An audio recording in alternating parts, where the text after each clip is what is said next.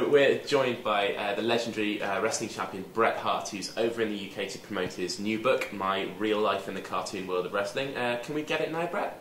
Yeah, you can buy it now. It's all over England. And so you've always had a very special relationship with your UK wrestling fans. Tell us about some of the good times you had here during your career. You know, I've had so many good memories in England. And go back, actually farther than people realize,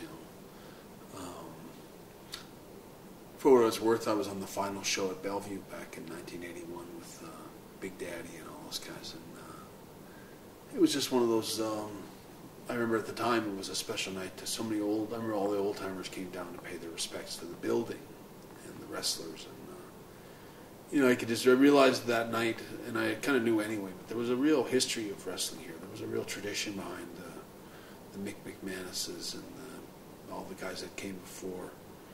And they all came down, and it was a really kind of a special night. And I think of that, and it's like I remember at the time I thought this is a special night being here. It was a privilege to be on this show with all these people that had so much history here.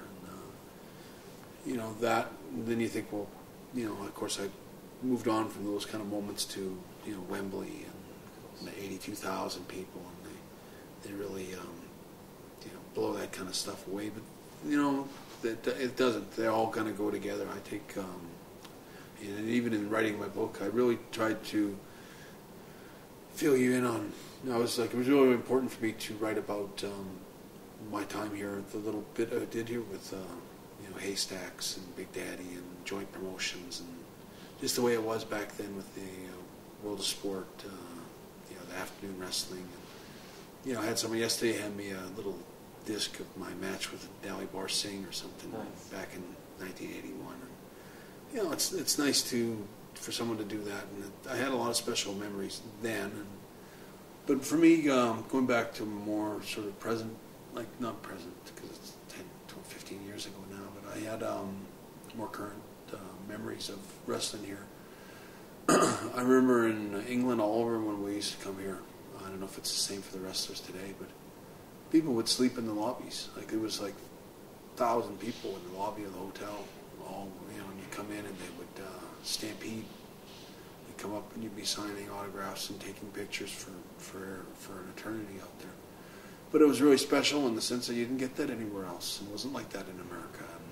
And it was like that in Europe. Like in Germany, it was the same kind of thing where you were like rock stars. And I know for me, it was always those kind of memories of just that excitement and enthusiasm about the match and the chants. Always remember the chants that the fans would give at the buildings. Hitman, Hitman. You don't get that you didn't get that in any other country or city. Not even Germany. There was no chanting. It was only in Britain. And there's just a lot of special little moments like that. Traveling around airports and arenas and stuff that just. You never forget the enthusiasm that the fans had for wrestling. Okay, so the book is absolutely jam-packed with brilliant stories from your 25-year career in wrestling.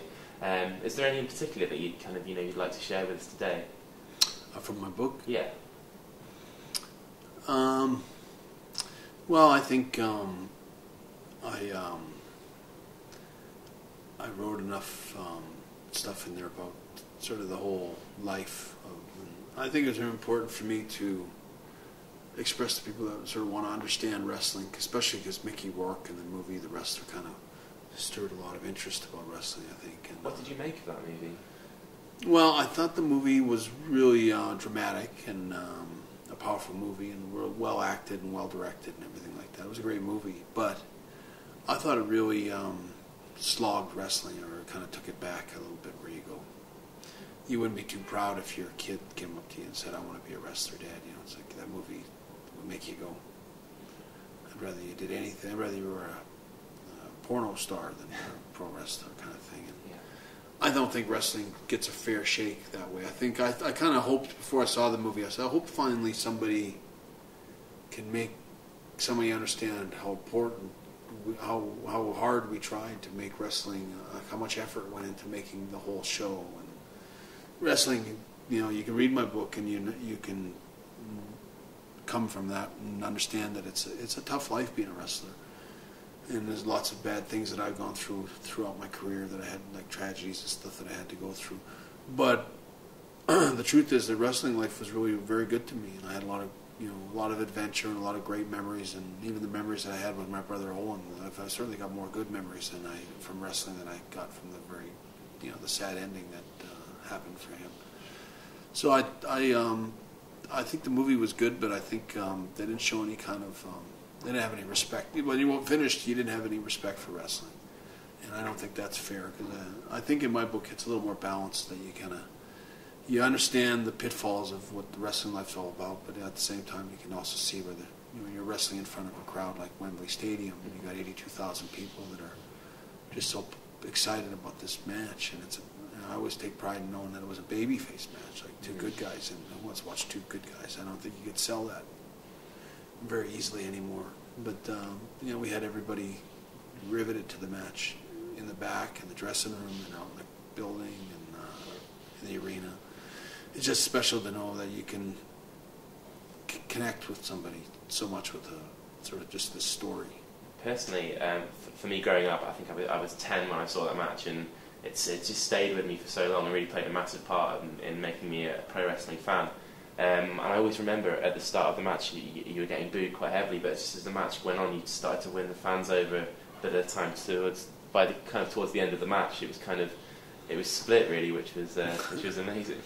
I remember it was really important because in a babyface match, somebody's got to be the aggressor, and I knew that I was going to be the aggressor. And I was getting pretty, where it's borderline, where it's like, oh, that's a cheap shot.